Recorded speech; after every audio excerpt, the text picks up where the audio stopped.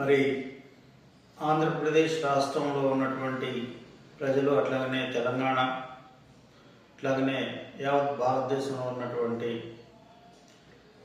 తిరుమల తిరుపతి వెంకటేశ్వర స్వామి భక్తులను ఉద్దేశించి మాట్లాడటం జరుగుతూ ఉంది.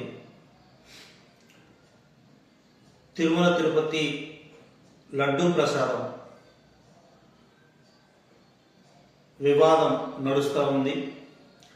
లడ్డూ ప్రసాదంలో మరి జంతువుల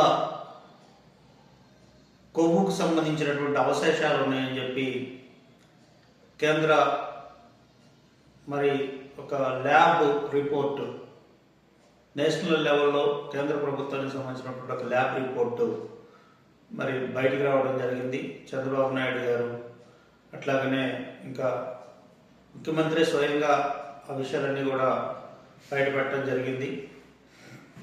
మరి దాన్ని వైఎస్ఆర్ కాంగ్రెస్ పార్టీ నుంచి వైవి సుబ్బారెడ్డి గారు, ఇంకా మరి కొంతమంది నేతలు వీళ్ళందరూ కూడా ఖండిస్తూ ఉన్నారు, ఇట్లాంటిది ఏం జరగలేదని. మాటల ద్వారా ఆరోపణలు చేస్తుంది వేరు, వాస్తవంగా ఒక ల్యాబ్ రిపోర్ట్ తోటి ముందుకొచ్చి దాన్ని బయటపెట్టడం జరిగింది చంద్రబాబు నాయుడు గారు. అయితే చాలా బాధాకరమైనటువంటి సంఘటన ఇది. ఒక వెంకటేశ్వర స్వామి భక్తుడిగా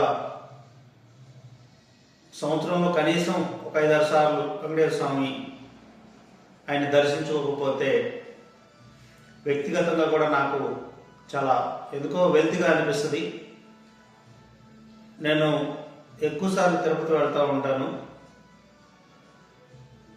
మరి పరిణామం చూస్తే నిజంగా వైసీపీ ప్రభుత్వంలో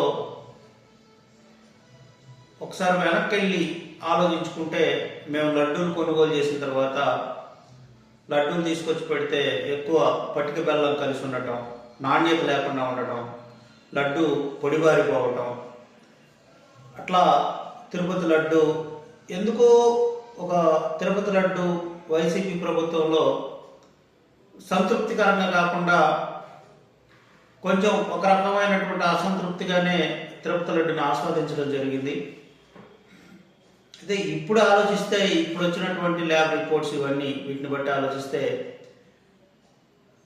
మరి ప్రభుత్వం అప్పుడు ఉన్నటువంటి వైఎస్ఆర్ కాంగ్రెస్ పార్టీ ముఖ్యమంత్రి జగన్మోహన్ రెడ్డి నేతృత్వంలో తిరుపతిలో ఇంత అరాచకం జరిగితే, ఇంత అరాచకం జరిగిందా అని ఒక రకంగా చెప్పాలంటే చాలా బాధ కలుగుతూ ఉంది. ఎందుకంటే వెంకటేశ్వర స్వామి అంటే ఒక భక్తి భావం, ఒక తన్మయత్వం, ఇవన్నీ కూడా భక్తుల్లో ఉంటాయి. ఒక తెలుగు ప్రజలే కాకుండా కర్ణాటక, అట్లాగనే మహారాష్ట్ర భక్తులు, తర్వాత ఎక్కువగా పక్కనే ఉన్నటువంటి కేరళ, కర్ణాటక భక్తులు, వీళ్ళందరూ కూడా ఎక్కువగా వెంకటేశ్వర స్వామి కోసం రావడం జరుగుతుంది. ఒరిస్సా నుంచి, ఇట్లా ఇతర రాష్ట్రాల భక్తులు, వేరే కంట్రీస్ నుంచి కూడా భక్తులు వస్తూ ఉంటారు. వాళ్ళందరూ అత్యంత దర్శనం అయిపోగానే ఆతృతగా లడ్డును తీసుకొని ఇంటికి వెళ్ళేటువంటి పరిస్థితి, వాళ్ళ దేశానికి వెళ్ళేటువంటి పరిస్థితి. ఈరోజు లడ్డు అంత అపవిత్రంగా ఉన్నటువంటి లడ్డు, అనారోగ్యకరమైనటువంటి లడ్డు, దాన్ని తిన్నామనేటువంటి బాధ చాలా కష్టంగా అనిపించేటువంటి పరిస్థితి. నవతరం పార్టీ నుండి మరి ఒక డిమాండ్ చేస్తూ ఉన్నాం, ఎవరైతే దీనికి సంబంధించినటువంటి దోషులు ఉన్నారో, ఎవరైతే ఇటువంటి ఒక అఘాయిత్యానికి లడ్డు మీద, తిరుమల తిరుపతి పవిత్ర లడ్డు మీద ఎవరైతే అఘాయిత్యానికి పాల్పడ్డారో వాళ్ళందరినీ కూడా ఖచ్చితంగా కఠినంగా శిక్షించాలని చెప్పి మరి ముఖ్యమంత్రి నారా చంద్రబాబు నాయుడు గారిని నవతరం పార్టీ నుండి మరి కోరుతా ఉన్నాం. అంతేకాకుండా ఇప్పుడు ఒక నెయ్యి కొనేటప్పుడు ఏదైతే ఇప్పుడు నందిని బ్రాండ్ కానీ ఇంకొక బ్రాండ్ కానీ తిరుపతి లడ్డు తయారు చేసేటప్పుడు ఒక టెస్ట్ రిపోర్ట్ తీసుకొని మరి దానికి సంబంధించిన నాణ్యతను పరిశీలించిన తర్వాత కొనాల్సినటువంటి అవసరం ఉంటుంది. ఎంత తక్కువ తెచ్చామనే దానికంటే కూడా, ఎందుకంటే భక్తులు బరాయిస్తారు.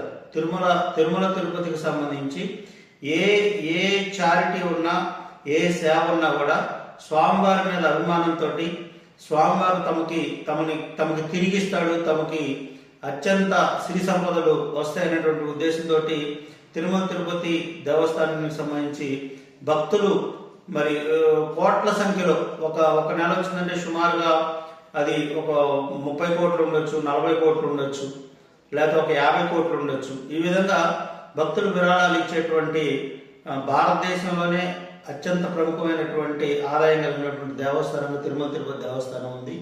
మరి నెయ్యి విషయంలో ఎందుకింత కక్కుర్తి పడ్డారు, ఎందుకింత చీప్, ఒక రకమైనటువంటి చీప్గా ఆలోచించారు అక్కడ వైసీపీ ప్రభుత్వం ఉన్నటువంటి అధికారులు కానీ, ఇట్లానే టీటీడీ చైర్మన్లు వ్యవహరించినటువంటి వ్యక్తులు కానీ, కరుణాకర్ రెడ్డి గారు కానీ, లేకపోతే వైవి సుబ్బారెడ్డి గారు కానీ.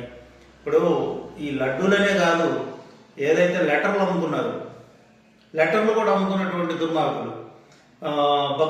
భక్తులకు దర్శనం చేయించాలంటే వైవి సుబ్బారెడ్డి కూడా లెటర్లు అమ్ముకున్నటువంటి పరిస్థితి. వైవి సుబ్బారెడ్డి గారి దగ్గర డబ్బులు తీసుకుని లెటర్లు పెట్టినటువంటి పరిస్థితి. ఇట్లా ఇప్పటికి కూడా దళారీలు ఉన్నారు, వాళ్ళ తాలూకా దళారీలు.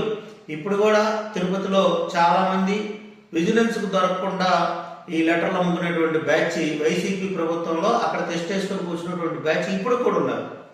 మరి తిరుమల తిరుపతి దేవస్థానంలో జరిగేటువంటి అవినీతి అక్రమాల మీద అక్కడ ఉన్నటువంటి స్థానికంగా ఉన్నటువంటి నేతలు కొంతమంది మాట్లాడటం, ఫిర్యాదులు చేయడం, ఇవన్నీ వస్తా ఉన్నా కూడా మరి అప్పుడున్నటువంటి ప్రభుత్వంలో ఎవరు పట్టించుకోలేదు.